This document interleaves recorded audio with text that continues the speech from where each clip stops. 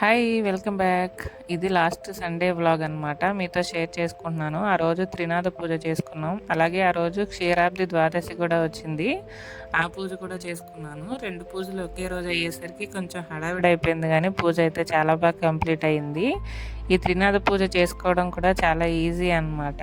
మనమైతే ఫస్ట్ పీఠం రెడీ చేసుకొని, ఏ పూజ చేసినా గణపతి పూజ ఫస్ట్ చేసుకుంటాం కాబట్టి, పసుపు వినాయకుడిని గానీ అలాగే మన దగ్గర ఏదైనా విగ్రహం ఉంటే ఆ విగ్రహం అయినా పెట్టుకోవచ్చు. తర్వాత త్రిమూర్తుల ఫోటో ఉంటుంది కదా, అది పీఠం మీద రెడీ చేసుకోవాలి. ఈ పూజకి పత్రి అలాగే కొంచెం ధూపం ఎక్కువ వేయాలన్నమాట. ఈ పూజకు సంబంధించిన పత్రి మార్కెట్లో అమ్ముతారు. మర్రి ఆకులు, మారేడు దళం, ఉసిరి దళం, అలాగే మామిడాకులు ఇవన్నీ కలిపి అమ్ముతారనమాట. మర్రి ఆకులు అయితే కంపల్సరీ ఉండాలి.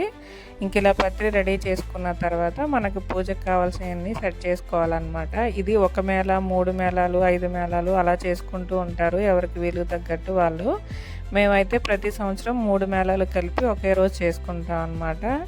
అందుకే 9 చెంబులతో వాటరు, 3 కొబ్బరికాయలు, 3 తాంబూలాలు, 3 దగ్గరల ప్రసాదాలు అలా పెట్టుకుంటాం. ఒక మేళా చేసుకుంటే ఒక కొబ్బరికాయ, ఒక తాంబూలం అలా సరిపోతుంది. మేము ఎప్పుడు చేసుకునే విధానాన్ని మీతో షేర్ చేసుకుంటున్నాను. ఏమైనా తప్పులు ఉంటే ఎక్స్క్యూజ్ చేసేయండి. దీపాలు కూడా 9 వెలిగిస్తాం అనమాట. ఆ 9 మట్టి ప్రమిదల్లోనే వెలిగిస్తాము. అవి కూడా ప్రతి సంవత్సరం కొత్తవి తీసుకుంటాం మేము. ఈ సంవత్సరం వాడిని నెక్స్ట్ ఇయర్కి మళ్ళీ యూజ్ చేయము. పూజ అంతా అయిపోయిన తర్వాత పత్రి ఇవన్నీ గంగలో కలిపేస్తాం కదా, వాటితో పాటు ప్రమిదలు కూడా గంగలో కలిపేస్తాము. ఇంకా ప్రసాదం విషయానికి వస్తే అటుకులు, పెసరపప్పు కొంతసేపు నానబెట్టుకొని అవి 2 మిక్స్ చేసి అందులో కొంచెం పంచదార కలుపుకుంటే ప్రసాదం రెడీ అయిపోతుంది. లాస్ట్లో మనం ఈ కొబ్బరికాయలన్నీ కొట్టేసి ఆ ముక్కలు కూడా అందులో కలుపుకోవాలన్నమాట. ఇంకా మన దగ్గర ఉన్న ఫ్రూట్స్ అవన్నీ ఏమైనా పెట్టుకోవచ్చు. కొంచెం పానకం, వడపప్పు, ఇంకా అవన్నీ మన ఇష్టం. మెయిన్గా అయితే అటుకులు, పెసరపప్పుతో చేసిన ప్రసాదం అయితే ఉండాలి. పూజకు పువ్వులు అయితే 3 రకాలు, 5 రకాలు, 7, 9 అలా మన ఇష్టం అనమాట. మెయిన్ అయితే 3 రకాలైనా ఉండాలి కంపల్సరీ.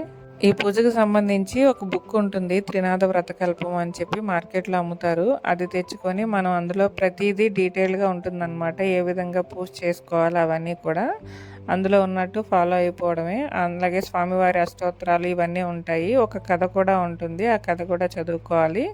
ఇలా కథ మొత్తం చదువుకున్న తర్వాత లాస్ట్లో హారతి ఇచ్చేసుకుంటే పూజ కంప్లీట్ అయిపోతుంది అనమాట.